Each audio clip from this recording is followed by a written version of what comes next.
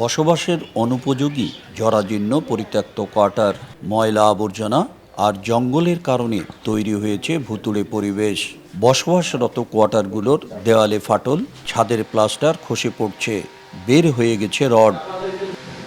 প্রান্তিক কৃষকদের সার্বক্ষণিক পরামর্শ ও সেবা প্রদানের লক্ষ্যে নীলফামারী ৬ উপজেলার প্রতিটি ইউনিয়নে উপসহকারী কৃষি কর্মকর্তাদের থাকার জন্য ৩ যুগ আগে কোয়ার্টার নির্মাণ করা হয়। ৪৮টি কোয়ার্টারের মধ্যে বসবাস অনুপযোগী ৪০টি, ৬টি সংস্কারযোগ্য আর মাত্র ২টি বসবাসযোগ্য।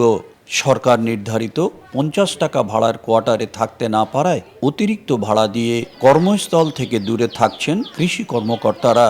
এতে তারা যেমন আর্থিকভাবে ক্ষতিগ্রস্ত হচ্ছেন, তেমনি কৃষকও সার্বক্ষণিক সেবা পাওয়া থেকে বঞ্চিত হচ্ছেন বলে জানান তারা। প্রতিটা রুমেতেই বৃষ্টি পড়ছে এবং জানলা দরজা সবগুলো ভাঙা। এখানে যে কোনো সময় ভূমিকম্প হলে এই ছাদগুলো ধসে পড়ার সম্ভাবনা আছে। এগুলো সব ভাঙ্গা, একেবারে ঝুরঝুর করে পড়ে যায়।